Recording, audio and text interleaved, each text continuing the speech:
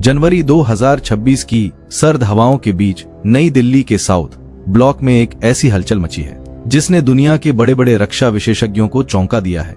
एक तरफ हिंद महासागर में चीन की पनडुब्बियों का बढ़ता खतरा है, तो दूसरी तरफ भारत का वो संकल्प है कि अब वह समंदर की गहराइयों में किसी भी चुनौती को कुचलने के लिए तैयार है। इसी कड़ी में भारत और जर्मनी एक ऐसे ऐतिहासिक सौदे की दहलीज पर खड़े हैं जो केवल हथियारों की खरीद फरोख्त नहीं बल्कि एक नई वैश्विक व्यवस्था का संकेत है। करीब 8 अरब डॉलर की यह डील भारत के रक्षा इतिहास का अब तक का सबसे बड़ा करार मानी जा रही है। जर्मन चांसलर फ्रेडरिक मर्ज की आगामी भारत यात्रा इस सौदे पर अंतिम मुहर लगाने वाली है। लेकिन यह डील केवल पैसों के बारे में नहीं है, यह उस खामोश हथियारे के बारे में है जो जर्मन तकनीक से लैस होकर भारत के तटों की रक्षा करेगा। आज हम इस मेगा डॉक्यूमेंट्री में विश्लेषण करेंगे कि कैसे जर्मनी का टाइप 214 मॉडल भारत की समुद्री ताकत को उस मुकाम पर ले जाएगा जहां दुश्मन का बचना नामुमकिन होगा।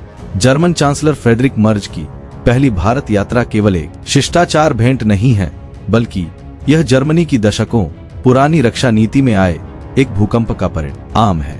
द्वितीय विश्व युद्ध के बाद से जर्मनी ने अपने सैन्य निर्यातों पर कड़े प्रतिबंध लगा रखे थे, लेकिन यूक्रेन युद्ध और चीन के बढ़ते दबदबे ने बर्लिन को अपनी सोच बदलने पर मजबूर कर दिया। चांसलर मर्ज गुजरात में प्रधानमंत्री नरेंद्र मोदी से मुलाकात करेंगे और फिर बेंगलुरु में जर्मन कंपनियों के साथ रक्षा और नवाचार पर चर्चा करेंगे। यह कूटनीतिक हलचल इसलिए महत्वपूर्ण है क्योंकि जर्मनी अब भारत को अपने सबसे भरोसेमंद रणनीतिक साझेदारों में देख रहा है। सूत्रों के अनुसार इस 8 अरब डॉलर की डील के तहत जर्मनी ने भारत को वो विशेष दर्जा दिया है जो अब तक केवल नाटो देशों के पास था। यह समझौता न केवल भारतीय नौसेना को आधुनिक बनाएगा, बल्कि यह रूस पर भारत की पारंपरिक निर्भरता को कम करने की दिशा में एक बहुत बड़ा प्रहार भी है। इस डील की सबसे क्रांतिकारी और रणनीतिक विशेषता है पूर्ण प्रौद्योगिकी हस्तांतरण। अब तक भारत ने विदेशी देशों से पनडुब्बियां तो खरीदी, लेकिन उनके दिल यानी इंजन और डिजाइन का रहस्य हमेशा विदेशी कंपनियों के पास ही रहा।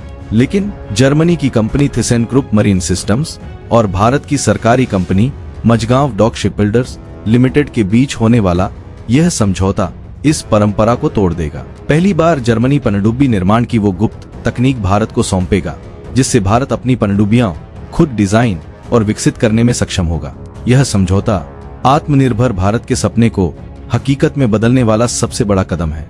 इसका मतलब यह है कि आने वाले समय में भारतीय इंजीनियर जर्मन विशेषज्ञों के साथ मिलकर मुंबई के डॉकयार्ड्स में उन मेटा स्ट्रक्चर्स को आकार देंगे जो समंदर की अगाध गहराइयों में दबाव झेलने और दुश्मन की नजरों से बचने में दुनिया में सर्वश्रेष्ठ माने जाते हैं।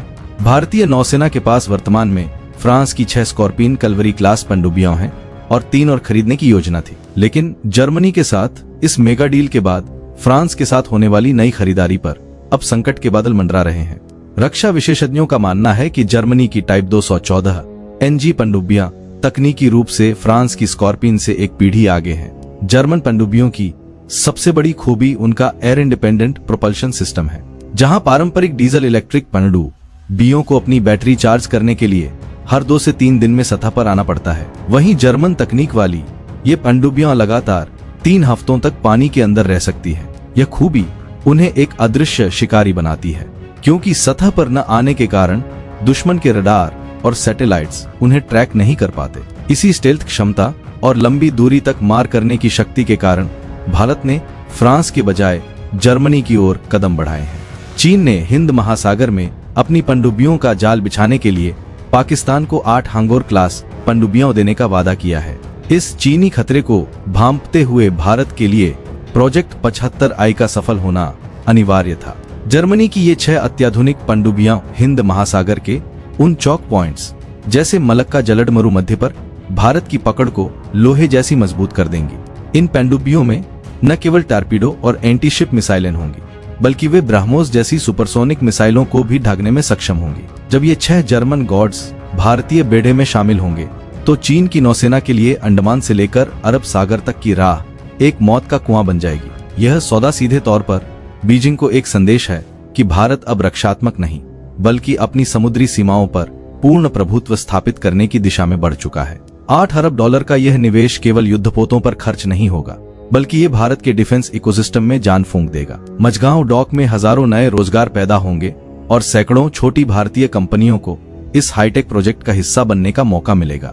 इस डील के तहत यह अनिवार्य किया गया है कि पहली पनडुब्बी में कम से कम 45% स्वदेशी सामग्री होगी, जो छठी पनडुब्बी तक पहुंचते पहुंचते 60% से अधिक हो जाएगी। इसका अर्थ है कि स्टील से लेकर इलेक्ट्रॉनिक्स और सेंसर तक सब कुछ मेड इन इंडिया होगा।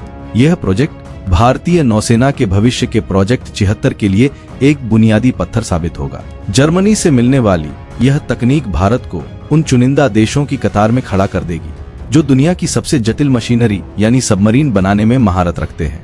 भारत और जर्मनी के बीच होने वाला यह $8 अरब का पनडुब्बी सौदा केवल एक रक्षा अनुबंध नहीं है, बल्कि यह 21वीं सदी के भारत की बदलती प्राथमिकताओं का प्रतिबिंब है। भारत अब तकनीक के लिए केवल एक देश पर निर्भर नहीं रहना चाहता, बल्कि वह दुनिया की सर्वश्रेष्ठ तकनीकों को आत्मसात कर खुद को एक वैश्विक विनिर्माण केंद्र बनाना चाहता है।